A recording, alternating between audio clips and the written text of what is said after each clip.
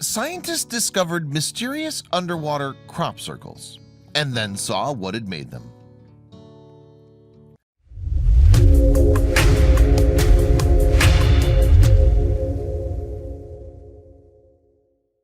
Welcome to Viral Stories, secrets, facts, and strange stories from around the world. If you find yourself amazed at what some of our fellow humans and animals can do, this is the place for you. This is a channel you're going to want to tell your friends about. Be sure to subscribe and hit that bell icon to be notified of our new uploads. Now sit back, relax, and enjoy Viral Stories. It's 1995, and scientists have just made a puzzling discovery near the Japanese island of Amami Oshima. Steeped in coral-rich waters, the subtropical island is a bastion of marine biodiversity. However, the curious phenomena spotted by the team don't appear to be natural. Indeed, they almost seem to be of extraterrestrial origin. Etched in the sand are several large circles, and the researchers aren't at all sure what or who constructed them. Resembling giant sunflowers, these structures measure more than 6 feet across and consist of several concentric rings. The two outermost rings appear to be adorned with petal-like ridges, while the innermost circle contains a web of flattened arteries. The structures, which were subsequently dubbed mystery circles, according to National Geographic, left the scientists baffled. Where'd they come from? What had forged them? And more to the point, why? Were they the product of some naturally occurring geological process, or had they been engineered with conscious intent, perhaps as a message to humanity? Given the vast scale of the world's oceans and our relative lack of knowledge concerning them, it's not at all surprising that scientists are occasionally stumped by what they find beneath the waves. In fact, oceans cover 1.39 million square miles, which equates to more than 70% of the planet's surface. However, less than 1/10 of their total area has been explored. As such, both sailors and landlubbers have long speculated about the mysteries lurking in the deep, dark, uncharted waters of our oceans. Indeed, the menagerie of weird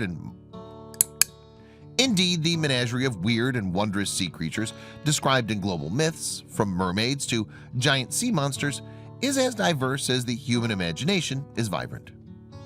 Of course, some people believe that the oceans conceal something far more exotic than mere undiscovered fauna, including the remains of lost civilizations. One such supposed ruin was discovered in the mid-1980s near Japan's coast. Dubbed Japan's Atlantis, the so-called Yonaguni Monument consists of what appears to be a cluster of man-made structures, including pyramids, steps, and sculptured faces. And then there are the alleged alien technologies, the supposed interstellar space wrecks that are said to have sunk into our seabeds. In 2011, for example, a research team called Ocean X located what appeared to be a saucer-shaped relic beneath the Baltic Sea. Now known as the Baltic Sea Anomaly, the object is approximately 200 feet thick and of unknown origin. Meanwhile, the underwater circles discovered in Japan in 1995 have invariably drawn comparisons with another very specific paranormal phenomenon: crop circles. These are mysterious geometric formations that often appear overnight in fields of cereal crops. They've been studied by paranormal investigators for decades, and some believe they're the work of extraterrestrial visitors. Of course, most commenters identify crop circles as a relatively modern phenomenon. Indeed, the first documented crop circle in recent history dates to 1966. A farm called George Pedley claimed to have witnessed a UFO emerging from a marsh in Tully, Australia. And that UFO, according to Pedley, left behind a flattened circle of reeds. In other words, a prototypical crop circle. Then over the course of the 1970s and 1980s, crop circles started to appear quite regularly in rural England. The media started covering the phenomenon, and during the 1990s they started turning up further afield in the United States, Canada, Japan, and even the former Soviet Union. To date, there have been in the region of 10,000 accounts of crop circles globally. And around the turn of the millennium, crop circles became increasingly large and intricate. In fact, some of them contain thousands of components, including mathematical symbols and other characters. Patterns such as the one seen at Barbary Castle dispelled the theory that crop circles are the result of natural forces such as lightning. Instead, given the complexity of the patterns, their creators had to be intelligent. Of course, skeptics have long argued that there's indeed a tangible intelligence behind crop circles, that of humans. And there's convincing evidence to support that claim. In 1991, for example, two English pranksters called Doug Bauer and Dave Chorley announced that they themselves had created numerous crop circles in England using nothing more than a plank and a rope. Not everyone believed them, however. Indeed, many ufologists and paranormal investigators continue to explain crop circles with more imaginative theories. Some claim they're carefully crafted messages from alien visitors, for instance. Others believe the circles are connected to ley lines, invisible paths of power said to crisscross the globe to connect religious shrines and other spiritual landmarks. A paranormal investigator named Dr. Horace Drew has spent more than 2 decades looking into UFOs and crop circles. A former molecular biologist with a chemistry doctorate from the California Institute of Technology, Drew claims to have seen a silver UFO above his house in Jacksonville, Florida when he was a child. According to Australian news site news.com.au, Drew claims that crop circles contain advanced binary codes that he himself has been able to decipher. He stated that the codes conceal a mixture of benign messages and ominous warnings. One of them apparently reads, "Much pain, but still time. Believe there is good out there." Another allegedly says, "Beware the bearers of false gifts and their broken promises." When Drew spoke to news.com.au in 2007, he stated that aliens might be saying hello. One theory is that they're trying to introduce themselves to us peacefully, like we do using bubbles with dolphins. Drew claimed, "When humans want to talk to dolphins, we put little bubble circles under the ocean with a generator. We watch the dolphins come up and play and investigate, and we study them." Another theory put forward by Drew suggests that crop circles are in fact geographical markers to assist the navigation of time travelers. They're definitely humans living out there in about 5,000 years with time travel capability, he said. The trouble is we don't know space-time physics enough to understand what's happening. It's beyond our knowledge. Speculation about an alien connection has also been fueled by the work of biophysicist Dr. William C. Levengood, who analyzed thousands of plant samples from crop circles. According to Levengood, the plants showed evidence of exposure to microwaves or electromagnetic energy, and furthermore, seed taken from crop circles grew into plants with enhanced yields and above-average tolerance for stress, he claimed.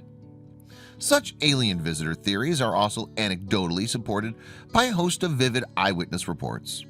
Paranormal investigator Francine Blake, for example, professes not only to have seen a UFO visiting a crop circle site, but also to have photographic evidence of it.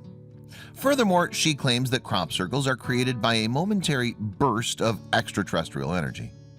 Similarly, in 2009, a British policeman reportedly claimed to have seen 3 aliens in a recently formed crop circle on Silbury Hill. Known to some ufologists as tall whites, the aliens allegedly resembled blonde humans more than 6 feet in height. And according to British newspaper The Daily Telegraph, the policeman stated that these figures then fled the scene faster than any man he had ever seen. Of course, rural England is a long way from southern Japan, which begs the questions, did the underwater structures spotted by divers in 1995 have any actual connection to the kind of crop circles documented in England since the 1960s? What was the source of the mystery circles near Amami Oshima Island? And was there an extraterrestrial connection, as some commentators would have you believe? It took more than 15 years to solve the puzzle, in fact, but in 2011 the architect of the mystery circles was finally identified. Of course, aliens had nothing to do with it, and geological processes weren't responsible either. Instead, the creator of the circles was a newly identified species of pufferfish, Torquegener albomaculosus, which is now commonly known as the white-spotted pufferfish, probably because it's a lot easier to say. Torquegener albomaculosus is one of more than 100 species of pufferfish belonging to the Tetraodonti family, which is a near relative of porcupine fish. However, whereas spines on porcupine fish are thick and clearly visible, the spines on the Tetraodonti are thin and largely concealed until the fish puffs itself up. The ability of the fish to inflate themselves into a large spiky ball is a defense mechanism that probably evolves to compensate for its ungainly swimming technique. Pufferfish also possess 4 teeth that are joined into plates to form an extremity that resembles a beak. They employ this to break the shells of crustaceans and other prey. Since their bodies often contain tetrodotoxin, a poisonous neurotoxin that can be in excess of 1,000 times more deadly than cyanide, most species of pufferfish are quite unfit for human consumption. In fact, tetrodotoxin poisoning in humans typically leads to the paralysis of the diaphragm muscles, which in turn may cause respiratory failure and death in under 6 hours. That said, some marine species such as sharks appear to be immune to these effects. The risks of tetrodotoxin poisoning doesn't deter everyone from eating pufferfish, however. In fact, the fish is considered a delicacy in Japan, where it's called fugu. However, it requires the skilled hand of an expert chef to prepare it for safe human consumption. And a handful of people die in the country every year after eating badly processed fugu. In addition, tetrodotoxin appears to be one of the key ingredients in a powder that some voodoo priests use to create so-called zombies. Ethnobotanist Wade Davis identified the toxin in samples of ritual powers taken from Haiti in the 1980s. Indeed, tetrodotoxin would cause anyone who ingested it to become temporarily paralyzed or comatose, suggestive of a state of death. So most pufferfish contain tetrodotoxin. But Torquegener albomaculosus is the only species of fish known to create circular formations on the seabed. And the task is no small feat, given the size of their creations relative to the fish. Indeed, naturalist David Attenborough described the creature as the greatest artist of the animal kingdom. And he may be right. The male pufferfish creates the mystery circles by methodically flapping his fins and stirring up the sediment. He forges furrows on the outer rings by swimming in a straight line toward the center of the formation, then arcing around to its outer circumference. He does this repeatedly until the formation is complete. As a finishing touch, the male fish places a piece of shell and coral in the outer ridges. He then puts sand particles in the center of the circle and arranges them in a random pattern. The entire work takes a week or more to complete, and it's done for the purpose of attracting a female. Upon the arrival of a prospective female, the male pufferfish enters the inner circle and churns up the fine sand particles. The female surveys his work. To indicate her approval, she moves to the center of the mystery circle. She then lays her eggs and swims away, leaving the male to fertilize them. Experts don't yet know what the female looks for in a good nest, however, only that it may function to protect her eggs from currents. She may be judging its decorations, size, symmetry, or the distribution of fine particles in the inner circle.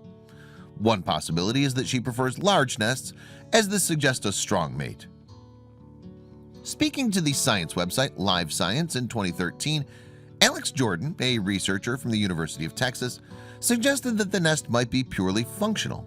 He said, "There's no evidence that females care about anything more than the fine sand, and even that's a stretch," he said. "The beautiful lines and structure could serve only to channel those particles to the center and have no aesthetic purpose." In fact, researchers believe that a reliable supply of fine sand particles is crucial to the pufferfish's nest-building activities. After the female deposits the eggs, the male guards them for close to a week until they hatch. He then searches for a new nestling site, although it remains unclear why he apparently cannot use the old nest. Torquegener albomaculosus is presently the only known fish to carve elaborate mystery circles out of the seabed. However, there are other fish varieties that construct so-called bowers to attract females. For example, male kitchlid fish from East Africa's Lake Malawi construct castle-like structures for females to lay their eggs inside. In total, there are hundreds of bower-building kitchlid species in Lake Malawi. They construct their bowers by gathering sand in their mouths and then ejecting it into a pile. Furthermore, according to researchers at the University of Nottingham and the University of Hull, the bowers appear to have complex social functions that go beyond merely attracting a female. According to Dr. Domino Joyce, a biologist from the University of Hull, the shape of the bower affects how many conflicts the fish get into. "We spent a total of 26.5 hours underwater watching 99 kitchlid fish of one particular species," she said. "We carefully changed the sand structures of some fish to find that the owners of these bowers got into fewer fights with other males." In addition, according to Dr. Joyce, such bower alterations confer distinct evolutionary advantages. This is exciting because it suggests that if male fish evolved to build their castles a little bit different to the others of the species, then these males may have an advantage as they're less likely to get attacked, she explained. But that advantage may subsequently lead to the evolution of an entirely new species. Dr. Magalhaes from the University of Nottingham stated, "Over time, if female preferences also evolves to favor the new shape of bower, then this could lead to the emergence of a new species of kitchlid, all of whom build this once novel style of sandcastle." The world's oceans represent a frontier of astounding vastness, unconquered and unexplored. Although it may be tempting to explain their mysteries with outlandish theories, it's entirely unnecessary. In fact, the oceans are as alien to humans as outer space, and the creatures they harbor are as strange as anything dreamed up by science fiction.